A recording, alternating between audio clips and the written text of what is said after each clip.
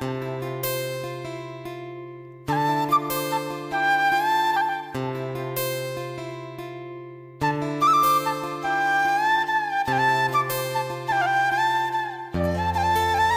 Hello नमस्कार, मधुराणीज ब्लॉगमध्ये तुमचं सगळ्यांचं मनापासून स्वागत आहे। कसे आहात तुम्ही सगळे? आय होप सगळे मस्त मजेत असणार आणि सगळ्यांचं काही ना काही काम चालू असला। उन्हाळा म्हटलं की आपल्याकडे तीच कामं असतात।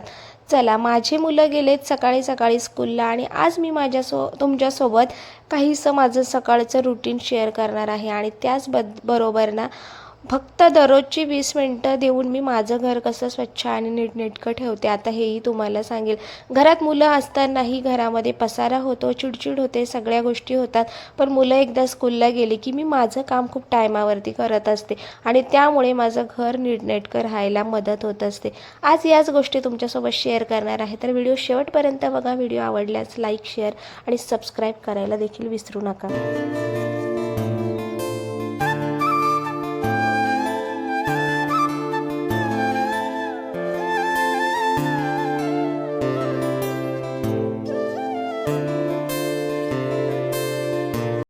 सगळ्यात पहिले ना ज्यावेळेस मुलं मिस्टर सगळे बाहेर जातात आणि आपली क्लिनिंगची सुरुवात होते, कारण की सकाळचं तर हेच असतं की झाडझूड करणं आणि सगळं क्लिनिंग करणं आणि त्यानंतर मग आपलं ब्रेकफास्ट, देवपूजा या सगळ्या गोष्टी होत असतात। आणि जर आपण याच गोष्टी वेळेवर केल्या नाही तर मग आपल्याला असं स्पेशली असा दिवस काढावा लागतो आणि डीप क्लिनिंग करायची गरज पडते। पण त्याऐवजी रोजचे जर हे 20 मिनिटं दिले तर डीप क्लिनिंग करायची गरज पडत नाही असं मला वाटतं। आणि बघू शकतात आता मी जाळं वगैरे काढले। जाळं काढण्याचं काम फक्त आठवड्यातून एकदाच असतं, कारण की लगेच काय दुसऱ्या दिवशी जाळं तयार होत नाही। पण बाकीच्या या छोट्या मोठ्या गोष्टी असतात, जसं की विंडो क्लीन करणं, कपाट आहे त्यावरची धूळ पुसणं, आजूबाजूचं जाळं काढणं, झाडझूड करणं, जागेवरच्या वस्तू आहे त्या जागेवर ठेवणं, कारण की मुलं असले म्हणजे त्यांच्या खेळणी, त्यांची स्टेशनरी या सगळ्याच गोष्टी असतात। आणि आज तरी बऱ्यापैकी माझ्या या गोष्टी खाली नव्हत्या, नाहीतर मग भरपूर असा पसारा असतो आणि सगळं जागच्या जागी हे ठेवावं लागतं। पण ही जी सवय आहे 20 मिनिटाची, त्यामध्ये बऱ्यापैकी काम आपलं होत असतं आणि कधी ही सवय आपल्या रुटीनचा भाग बनून जाते हे आपल्यालाही कळत नाही आणि त्यामुळे आपलं काम वेळेवर आणि रोजच्या वेळेवरती होत असल्यामुळे ना आपल्याला अजिबात असा वेगळा दिवस काढायची गरज पडत नाही। आता मी माझ्या हॉलच्या बाबतीत तरी मी ही गोष्ट नक्की तुम्हाला सांगू शकते। किचनमध्ये तरी माझा भरपूर असा पसारा होतो, कारण की बऱ्याच अशा गोष्टी असतात की त्या संपल्याशिवाय त्या मला आवरता येत नाही, जसे की फ्रूट्स आहे आणि भाजीपाला आहे, या गोष्टी जास्त प्रमाणात माझ्या घरात असतात आणि त्यामुळे त्या संपल्याशिवाय तिथली जागा मोकळी होत नाही। पण बाकी गोष्टी जागच्या जागेवरच असतात। पण हॉलचं मात्र असं आहे ना, सगळं मी जागच्या जागी ठेवल्यामुळे तो हॉल मात्र माझा कायम क्लीन असतो। किमान पाहुणे यायच्या वेळेस किंवा घरात इमर्जन्सीचं म्हणजे अचानक जरी कोणी आलं ना तर हॉल मात्र माझा क्लीनच असतो आणि त्याचं कारणच ते आहे की प्रत्येक वस्तू मी वेळेवरती जागच्या जागी ठेवते आणि मुलं असले तरी त्यांचं खेळणं झालं की त्यानंतर तेही आता सध्या ठेवत आहे। आणि असं की बघू शकतात की माझी मुलं आता मोठी होत चालली आहे, म्हणजे शिवांश पण आहे ना त्याला इतक्या जास्त खेळण्यांची गरजच लागत नाही, त्यामुळे खेळणी नावाचा विषय खूप कमी आहे आमच्याकडे। फक्त 1-2 गाड्या किंवा आता बॅट बॉल वगैरे दिसतील, बाकी काहीही नसतं।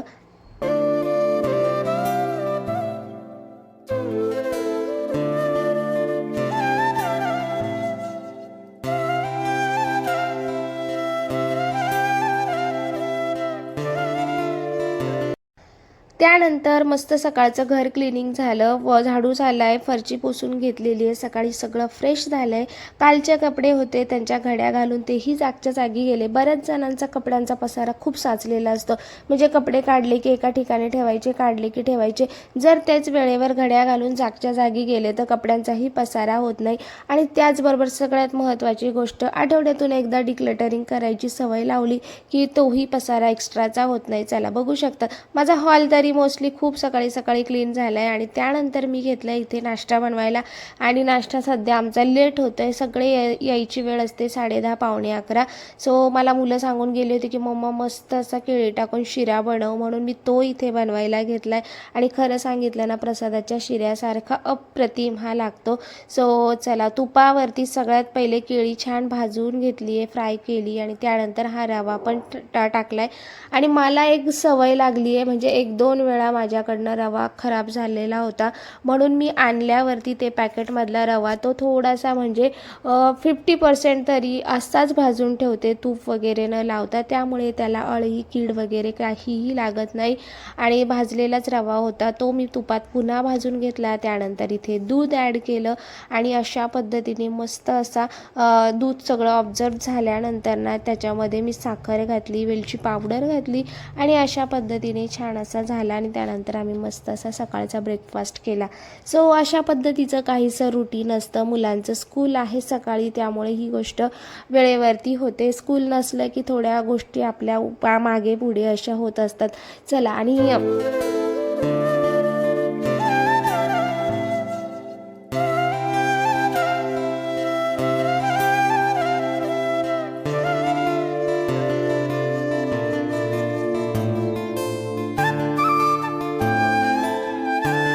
मस्त असा शिरा झाला होता. शिरा खाऊन झाला आणि त्यानंतर मग दुपारचं जेवण वगैरे झालं. इथे मी अनुचा अभ्यास घेत होते आणि मागे तुम्ही बघताय की गहू वगैरे आलेले आहे, तेही क्लीन करून ठेवायचे आहे.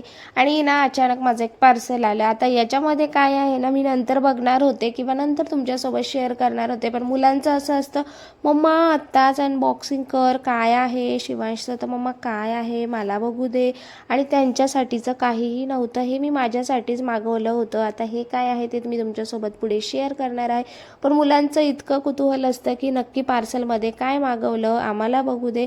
आणि हो, खूप दिवसापासून तुम्ही व्हिडिओमध्ये बघत असाल की माझे जे फ्रंटचे केस आहे, व्हाईट केस, ते खूप जास्त दिसत आहे.